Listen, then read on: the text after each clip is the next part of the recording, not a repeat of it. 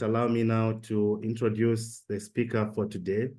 Our speaker for today's webinar is Carme Tuneu-Corral. Carme started working in mammal ecology and conservation in 2014, evaluating the human impact on sea lion colony in Uruguay. She also worked on a project focusing on chimpanzee conservation in Cameroon. It wasn't until 2018 that she discovered the fascinating world of birds. Since then, she has been part of the bird research team at the Museum of Natural Science of Granollers, where she's involved in the study and monitoring of bird populations in Catalonia. From March 2020 until now, Carme has been developing her PhD project, which she's just submitted a thesis. She now aims to study the ecosystem services provided by insectivorous birds as suppressors of agricultural pests. She has conducted research both in rice fields in Spain, as well as in rural villages and protected areas of Madagascar. With that introduction, allow me to stop sharing my screen and hand over to Carme so that she can take us through the presentation for today. Carme, over to you, please. Well, thanks, Christopher, Ruth, and also Rachel for inviting me to take part of this Wing Wednesday webinar. For me, it's a pleasure to be here. And as Christopher has already said, my name is Carme Tuneu-Corral. And today I want to share with you some of the results of my PhD project, which has been exploring the ecosystem services of bats in agricultural lands, with a particular emphasis on rice plantations in Spain and Madagascar. To put you a little bit in context, yes. Okay, as you probably know, bats are providers of important ecosystem services such as pollination, seed dispersal, and also as regulators of arthropod populations. For instance, a widely known case is the case of some insectivorous bats in Mexico that act as main pollinators of agave plants. These plants are used to make tequila and also mezcal, typical drinks of Mexico. So thanks to these bats, a large portion of this beverage can be produced, contributing to cultural values and also the economy of this country.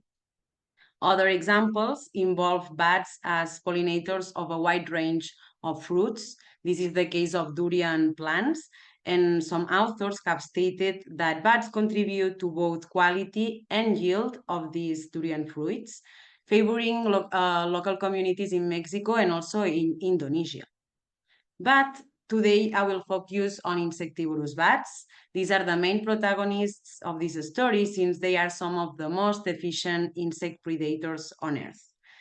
For this reason, many authors have supported their role as natural pest controllers, providing essential ecosystem services to humans. The economic value of these services has been assessed in several studies and also in different crops. And in the one hand, some studies infer this economic value through statistical models. For instance, in 2011, a study led by Boyles et al. That was published in Science, through modeling, they estimated that bats could be saving almost $23 billion each year to the agricultural industry in the United States. Another example, led by Peter Taylor et al. In 2018, they developed a model that allowed to quantify the benefits of bats in macadamia plantations in South Africa. And they estimated that bats were preventing losses that could reach values even higher than $3 million each year in South Africa. In Thailand, for example, Wanger modeled the potential of bats, and in this case, as suppressors of rice pests. And this author reported that the molluscid species, Tadarida plicata, was saving losses valued at more than $1 million each year in this country. So modeling is a way to quantify the bat ecosystem services as pest suppressors, but on the other hand, many authors have decided to use exclusion experiments to assess in situ the top-down effect of bats directly on crops. But what is an exclosure? So it consists of a structure that is covered by mesh net and that prevents the access of specific taxonomic groups to a determined crop surface. So this enables to see the effect of excluding bats or birds or other groups directly on the crop of interest. For instance, this study led by Mine Boyles was conducted using experimental exclosures in corn plantations in the United States, and they estimated that bats could be saving around $1 billion globally in this crop alone. Another example that also used exclosures was the study led by Ania Rodriguez San Pedro in Chile. And in vineyards, she estimated that bats were preventing losses of around $200 per hectare each year. And also other examples are in cacao farms across the global south, where several authors stated that bats and also birds help mitigate crop damage, and they prevented losses valued at more than $700 per hectare in Indonesia, almost $500 per hectare in Cameroon, or even almost $1,000 per hectare in Peru. But now let's talk about rice. Rice is the second protagonist of this story, and this cereal is the staple food for more than half of the world's population, feeding billions of people and thus playing a crucial role in food security. However, 37% of the rice yield is being lost by farmers each year, and this value is expected to increase with the ongoing effects of climate change. But what's damaging rice? The cereal can be affected by several factors, for example, extreme weather events such as cyclones or storms, but also by different organisms, for example, bacteria, fungi, rodents, and most notably insects.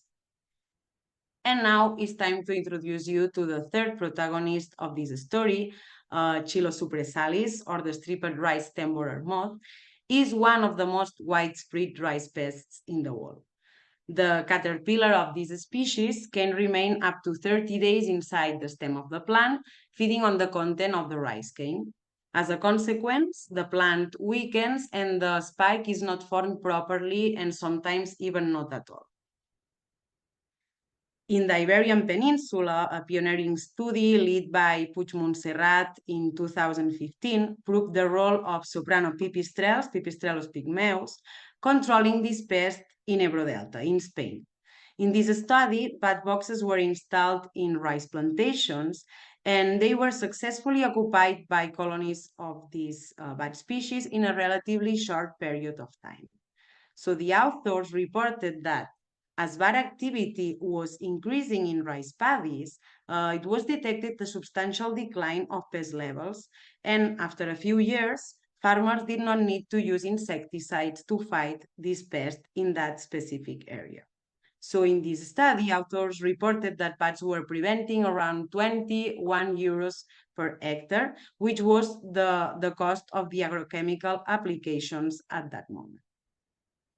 So, although there is evidence that bats feed on this pest, no study had yet quantified the top-down effect of bats and the avoided yield loss in the presence of bats directly on rice crops in Europe. So for this reason, this project began with a single objective of quantifying and giving an economic value to this bat-mediated pest suppression in Spain. To do this, I went to Alcolia de Cinca, which is a small village located in the northeast of Spain. And there we used, for the first time in Europe, experimental exclosures. We constructed 4 large exclosures of 20 meters per 20 meters per 5 meters height that prevented bats from hunting over the excluded area while allowing a normal insect flow in and out of these structures. Here you can see the rice plantation where we were working. We established 4 blocks, and each block consisted of 2 treatments, bat exclusion, which was one of our exclosures, and no exclusion, which was our control plot, the normal rice paddies.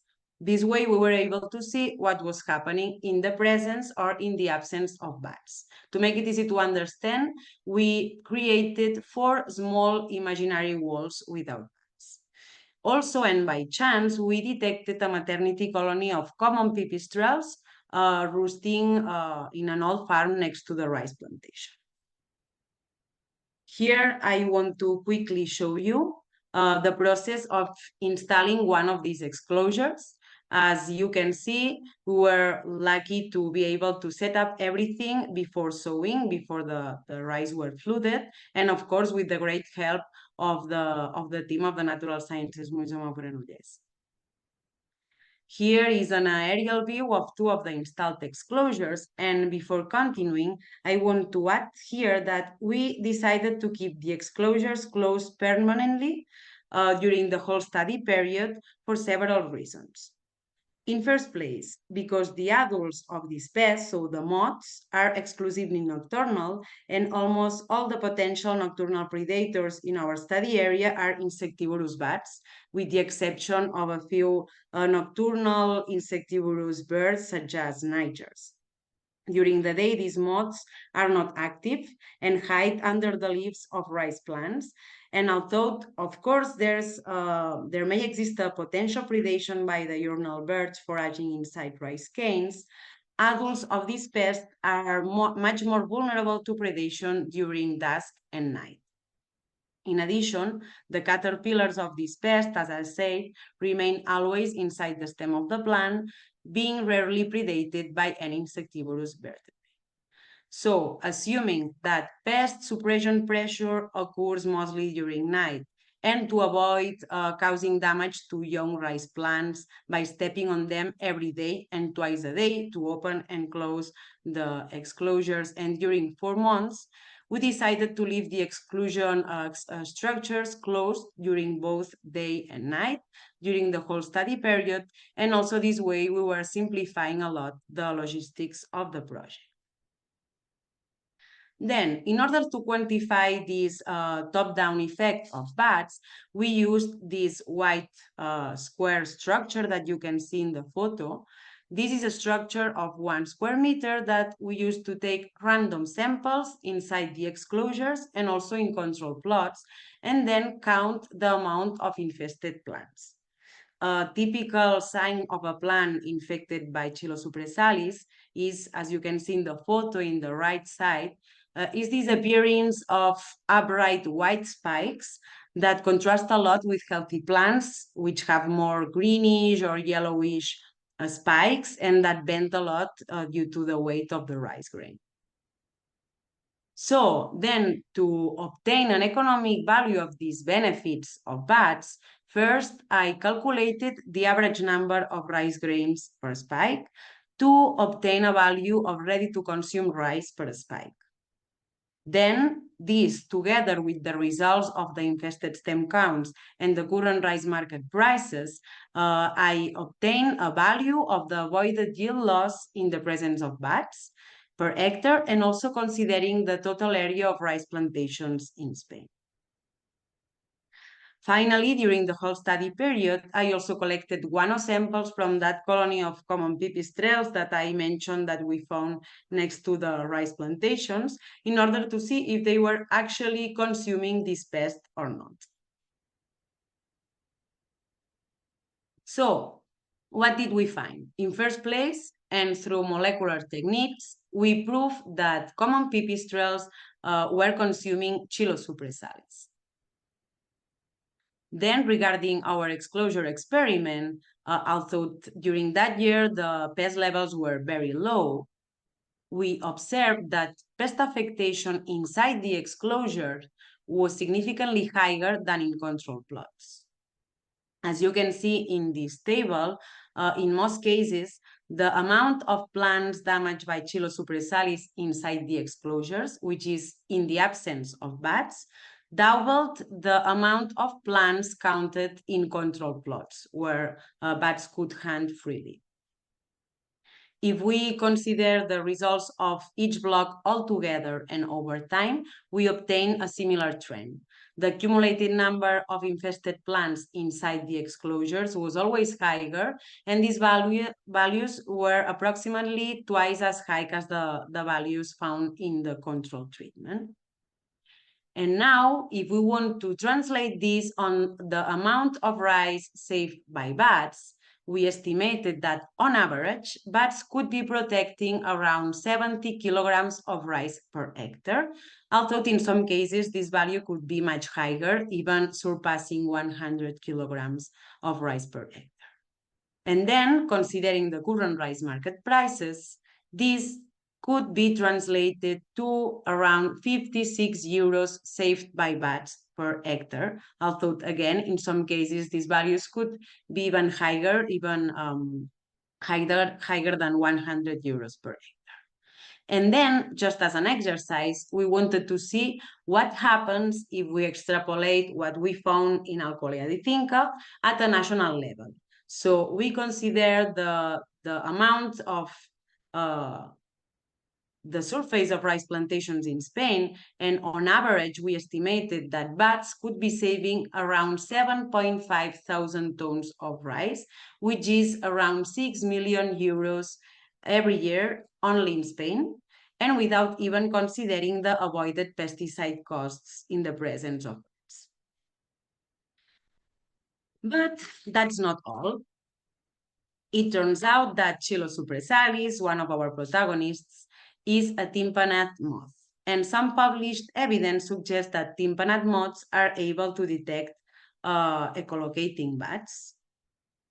Here in this part of the abdomen, Chilos suppressalis have two ultrasound sensitive membranes. These are a kind of auditory organs that may allow them to detect bat foraging closely and change their normal behavior to reduce predation risk, but often at expenses of reducing also reproductive success.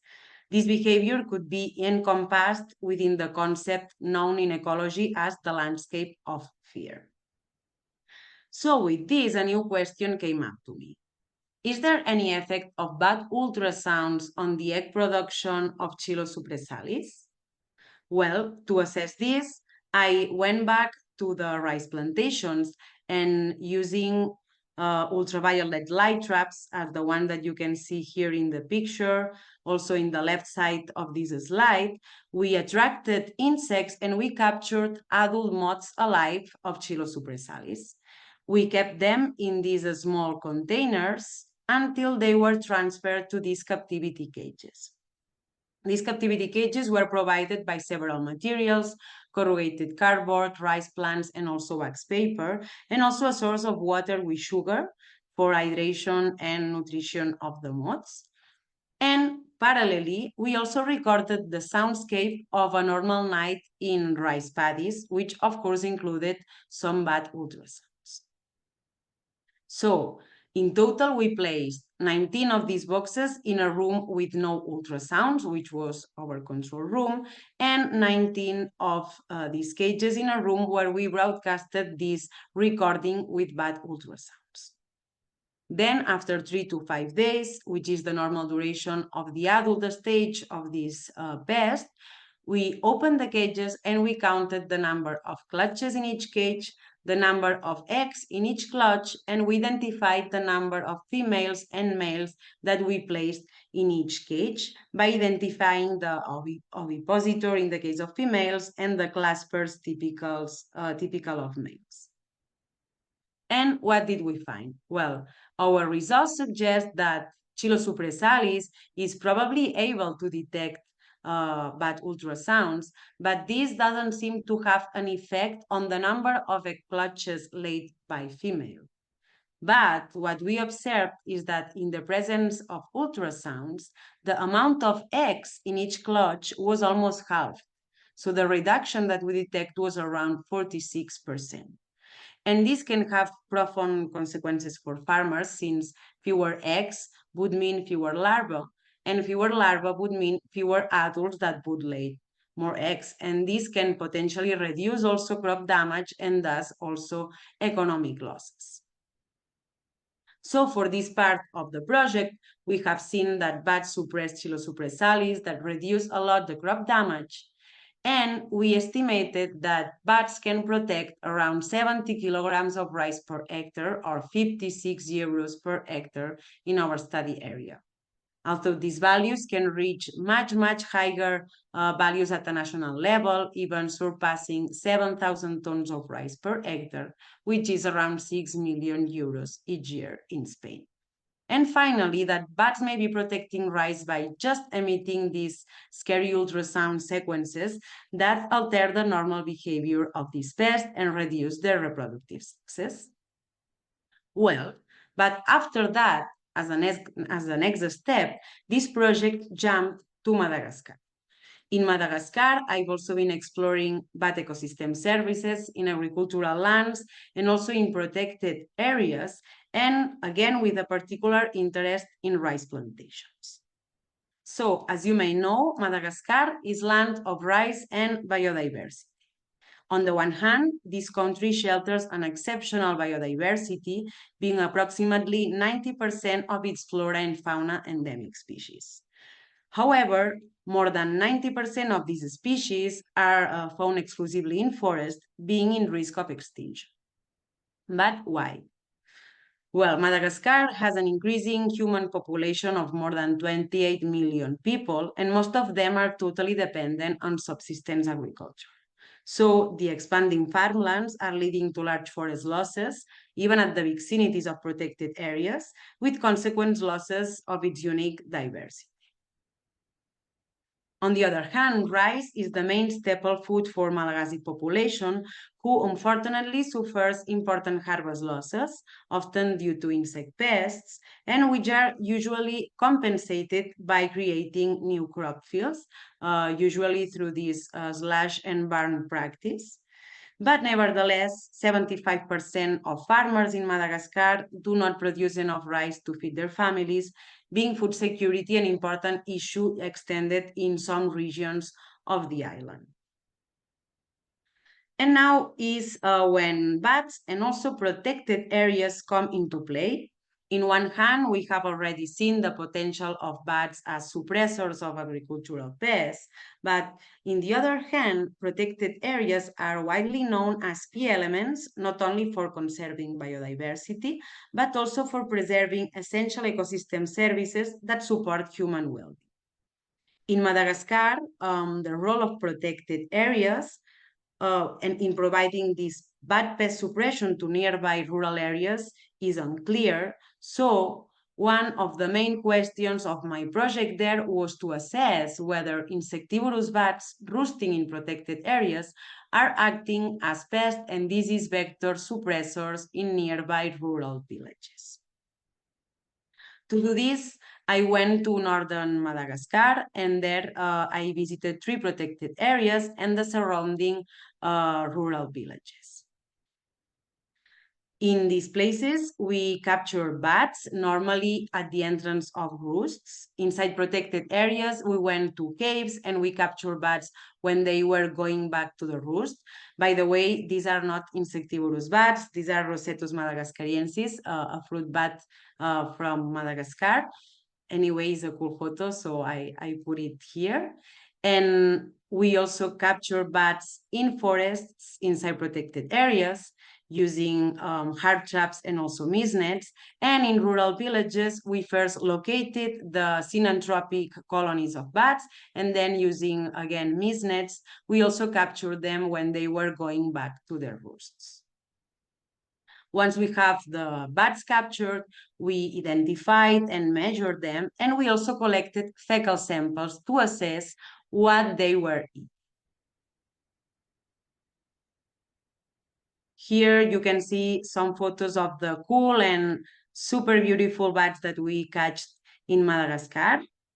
And finally, we decided to analyze 500 guano samples. Half of them were collected during wet season and the other half during dry season. Then we sent them to our lab at the CBO in the University of Porto in order to see through metabarcoding analysis which arthropod species were present in these fecal samples. And what did we find? In first place, almost all captured insectivorous species consume agricultural pests or disease vectors. Specifically, 14 out of 15 insectivorous bat species consume these harmful insects. A total of 55 insect species were identified as pests of various crops. This includes some global major agricultural pests such as Lycoverpa armigera, Tuta absoluta, which are able to damage a wide variety of crops. But focusing on insect damaging rice, we detected the presence of 8 known pest species. These prey species were identified in almost 8% of the fecal samples and belong to a total of 8 different bat species. And a total of 15 insect species were identified as disease vectors. Of these, 10 were known human disease vectors in Madagascar, for example, Anopheles gambiae, which is one of the major vectors of human plasmodium, the malaria-causing protozoa, or also Mansonia uniformis, which is a major vector of West Nile virus and Rift Valley fever virus, etc., which were consumed by 5 different insectivorous bat species. Also, our models suggested that seasonality had a strong effect on the amount of pests and the composition of these pests in the diet of bats. As you can see in these plots, during the dry season, each bat species consumed an average of 3 pests or disease vectors, while during the wet season, this value doubled, being an average of almost 7 pests or disease vectors consumed by bat species. And the plot on the right illustrates that the composition of these pests and disease vectors in the diet of bats was different between both seasons. So probably most of these harmful insects were found exclusively in just one of the 2 seasons. And here in this table, you can see that agricultural pests and disease vectors were detected in the diet of bats found roosting exclusively in protected areas, illustrated by these 3 icons, and as well synanthropic bats inhabiting in human settlements, illustrated by this house icon. So in first place, here is important to take into account that our molecular analysis evidence that bats predated on these harmful insects, regardless of whether these insects were found on agricultural areas or not. Although pests and disease vectors are strongly associated with humanized landscapes, they can also occur at lower densities in the edge of natural habitats. Consequently, there is a high probability that some of these pests and disease vectors found in the diet of bats roosting exclusively in protected areas were consumed within these natural areas. But we found that almost 80% of the bat species captured were found roosting exclusively in these protected areas, and that the major consumers of these pests were bat species belonging to the family Miniopteridae and Molluscae. So it turns out that the most abundant bats in Madagascar belong to these 2 families, and as you can see here in the table, they were mostly found roosting exclusively in caves inside protected areas. So the question here is, are they able to move to feeding areas in nearby rural landscapes? To answer this, in first place, it is important to consider the wing characteristics of these 2 families. Very, very briefly, they have high to moderate wing loading and aspect ratios, and these wing characteristics allow high mobility and broad home ranges. In addition, it is important to consider here as well that agricultural and anthropogenic landscapes in our study area were located always between 1 to 3 kilometers away from bat roosts inside protected areas. So Given all this, we consider that species roosting exclusively inside protected areas and belonging to these two families have the flight capacity to move to feeding sites in the nearby rural villages, contributing to the suppression and reduction of insect pests and also disease vectors. So concluding this part, we suggest that protected areas, especially those with caves, act as critical hubs for provisioning these bat ecosystem services, since they serve as refuges for many of these bat species, which in turn play essential roles suppressing pests and human disease vectors beyond the borders of the natural protected areas.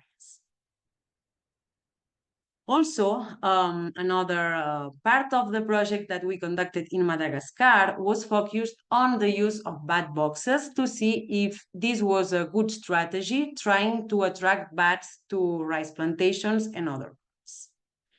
This part of the project was conducted more in the central south of the country, in Ranomafana, and with the great help of the local carpenters, we constructed 75 bat boxes of 5 different designs that were installed in stations. Each station consisted of 5 boxes, one of each design. So we end up installing 9 stations in rural areas, mostly in rice plantations, 4 in secondary forest, 1 at the edge between primary and secondary forest, and 1 in primary forest. Here is one of the pictures of one of the carpenters with a bunch of bat boxes that were installed. And here's some pictures of the boxes already installed in forest, in the Valvio Research Station in Ranomafana, also in secondary forest, and these ones in rural areas. Here there is 1 bat box next to rice plantations. And after that, one of my best friends in Madagascar and also one of the main collaborators of the project has been monitoring and revisiting the bat boxes since almost 2 years ago. So far, we haven't detected any bat occupation, which is relatively common since it can take several months or even several years for bats to detect the boxes and decide to occupy them. So we will keep monitoring these boxes to see if this is a good strategy or not to attract bats in this area of Madagascar, or maybe if we need to change or improve some of the designs of the boxes. As well, we also visited several schools in order to share and to disseminate the importance of bats in the ecosystems, the benefits that they bring to agriculture. The children was super interested and surprised about bats. We also explain and share with them our Bat Boxes project for them to understand what we were doing all the time around the villages, and also to make them understand that they were protecting rice fields and that they were unique and only existing in Madagascar, since most of them are endemic.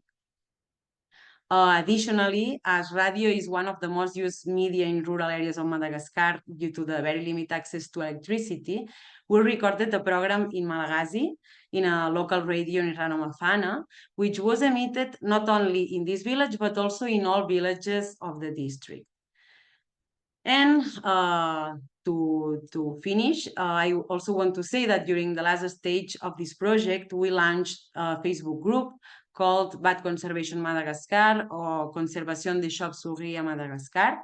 The aim behind the creation of this group was to establish a network of scientists and enthusiasts interested in bat conservation in this country. And we choose Facebook because this is by far the main social media platform used in this country. My goal was to link students and people studying bats or working conservation, as well as Malagasy farmers interested, for example, in using bat boxes, people who have bats roosting in their homes, naturalists, etc. And of course, to serve also as a platform to promote or facilitate the sharing of collaboration opportunities, grants, training courses, etc. by national and also international group members. in the next few months, I will try to reactivate this group. Now it's not very active, but of course, if you want, I invite you to join the group as well. You will be more than welcome. And well, that's all. I want to thank the great people that has helped me during the whole study period in Madagascar, in Spain as well, my institutions, and also the funders of the project. And well, thank you as well for your attention, and I will be able to answer any questions. Thank you.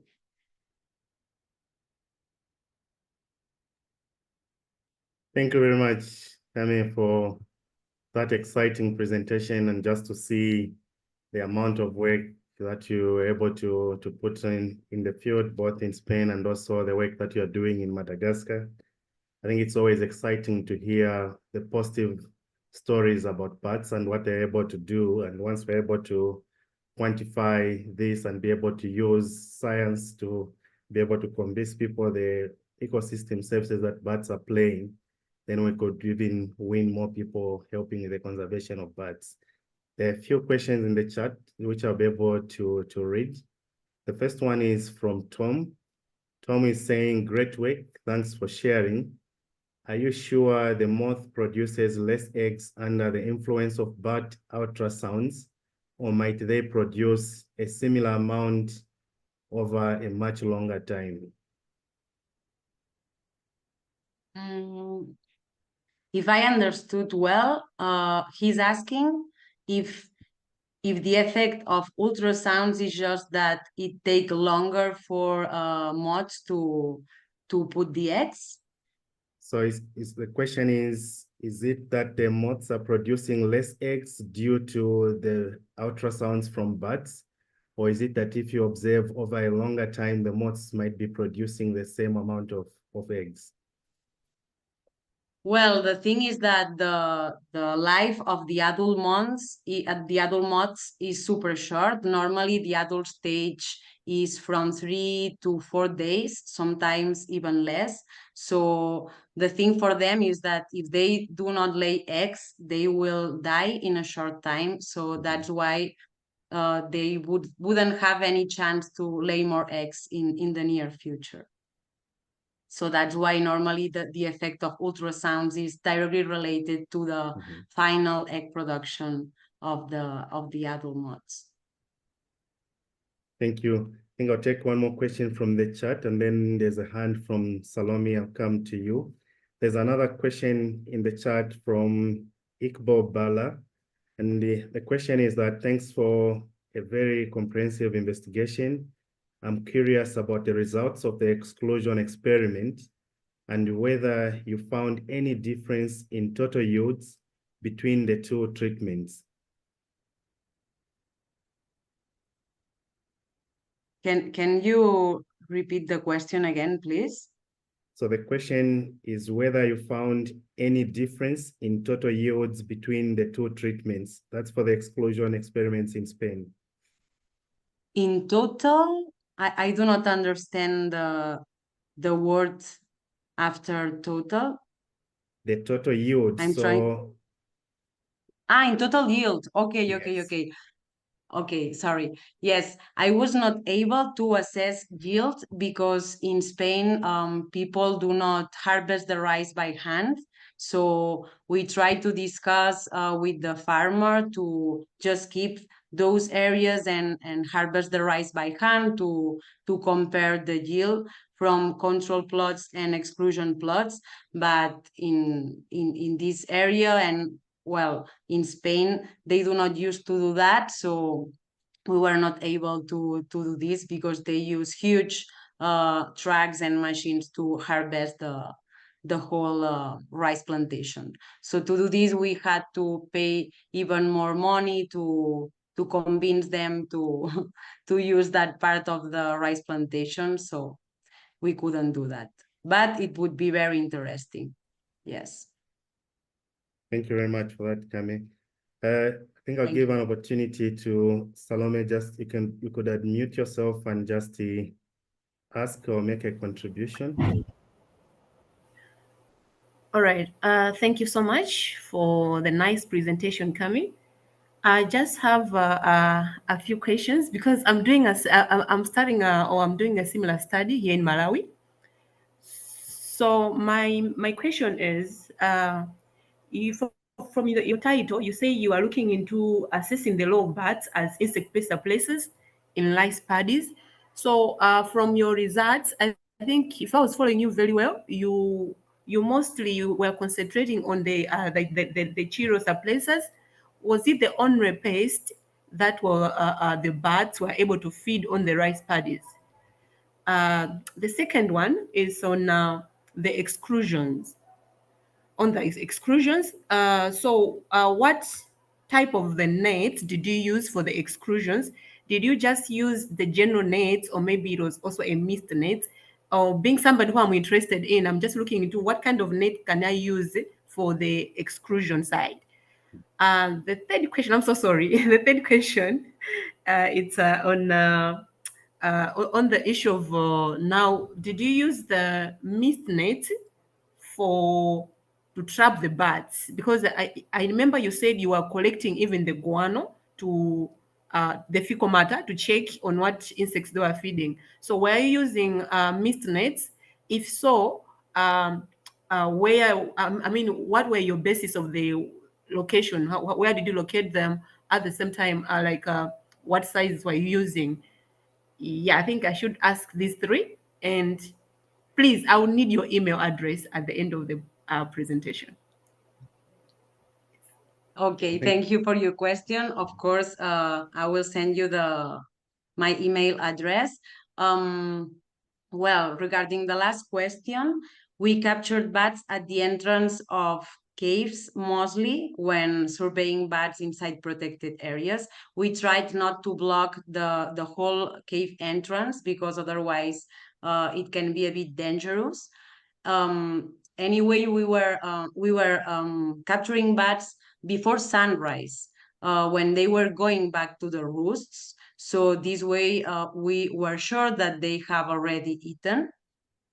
And also, when surveying bats inside forests, we put some hard traps in some of the places. I'm not sure if you have hard traps with you, but if you don't worry. With the mist nets, sometimes is more than enough. When trying to capture bats in villages, we used just mist nets. And the way that we worked was to first locate synanthropic colonies, which was actually quite easy because in many of the houses of people, in schools, in church, there are bats. So we went there, and also again before sunrise, when bats were going back to the roost, we installed some of the nets in front of the roost entrance. Also, this way we were sure that they had already eaten, and it's less dangerous than trying to catch bats when they are going out to the roost. Normally, when they are going out during sunset, they just go out all together, and then your mist net can be full of bats, which is not a thing that you would want. And regarding the second question, did you ask if I think that bats were feeding in other areas rather than rice plantations? Can you repeat it, please? Not really. I was asking if the chilosa places were the only paste insects, the rice paste, which were found after you did the dietary analysis. Were they the only pastes? Normally, yeah, in my study area, yes. Mm, there is another pest, but is a fungi.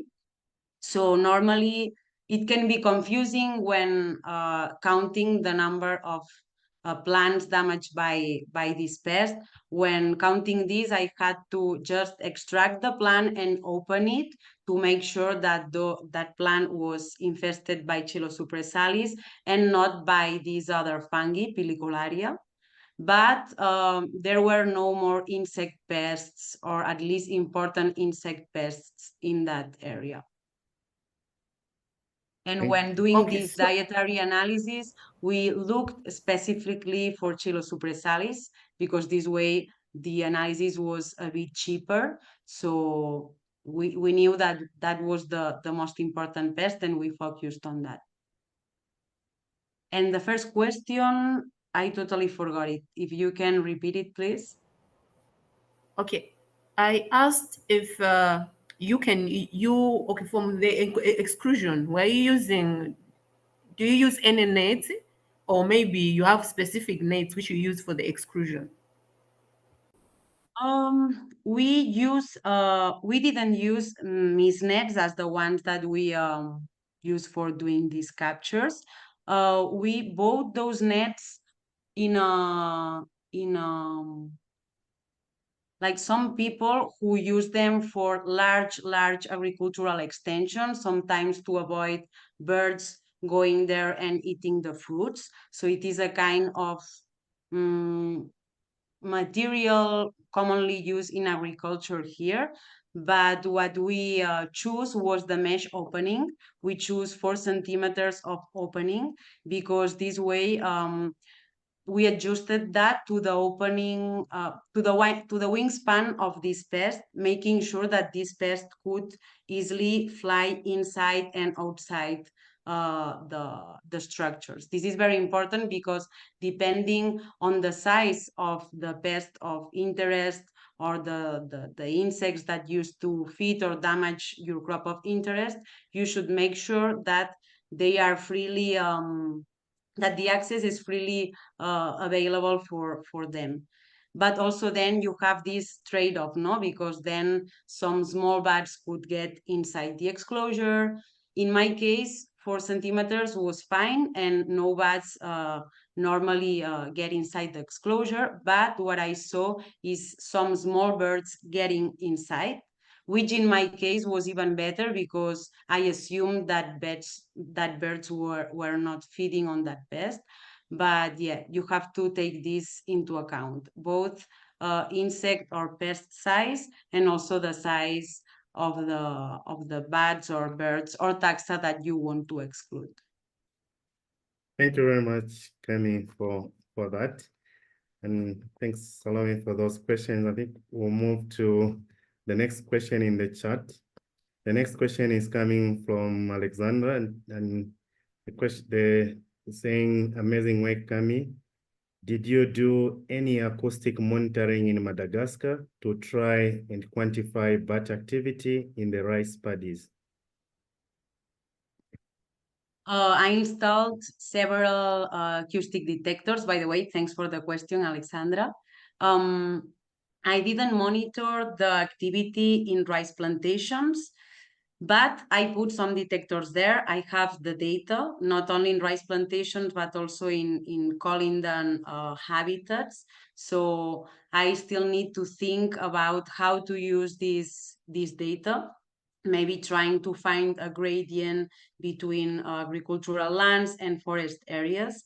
But yeah, it's a pity that so far I haven't been able to do that, but for sure during next future projects or studies. Thanks for the suggestion. Thank you very much for that. And then there's also a message from Helen saying, what a lot of work, super says. Thanks for sharing. And then I think there's a message also in line with the upcoming workshop and of course the Global South Bats. I think there's a message from Cecilia that please note there will be lots of travel grants available for this workshop and courses. So those who are looking to attend the Global South Bat in Malaysia in 2025, please do look out at the webpage and follow the information there. Then Bruce Peterson is saying, great work, thank you. I especially liked your seamless integration of roosting habitats with dietary effects of pest suppression in bats in Madagascar. And then there's a question from Mary. The question is, did you find lots of resistance from developers?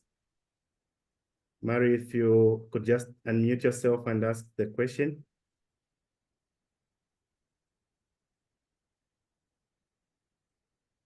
Mary Henley, if you're able to unmute yourself and just ask the question.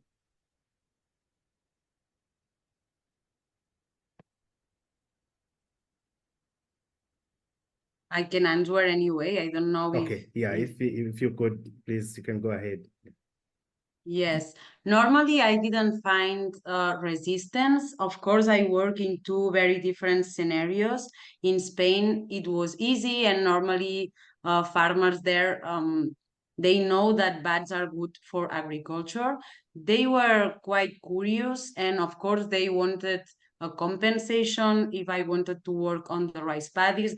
But they were normally super open-minded, and at the end of the study was super nice to share with them the results, so they were even more surprised and happy with having bats roosting in that old barn.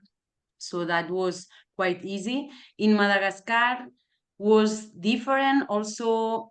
I didn't work with exclosures there. For sure this would be a challenge, but normally they were quite open as well. It was sometimes a bit difficult to explain, for example, that I was installing that detector there, that the detector was only for recording bats, and also, yeah, I had to give these economic compensations, but surprisingly, I had no problems normally with farmers in Madagascar or in Spain. In Spain, some of them were a bit angry with birds. So luckily, since I was working with bats, I hadn't had any problem. Thank you for that, Carme. I think those were the questions that we had in the chat, and a lot of praise to you on the presentation and also the work that you were able to do. I think on behalf of Bats Without Borders, just want to thank you for accepting this invitation to come and share the work that you are doing, and also just to see that there are also others who are doing something similar to what you're doing, and they would love to learn maybe the methods or something, the way you were able to do your studies. But thank you very much for that. And then just to thank everyone for your time, for being able to attend this Winged Wednesday webinar.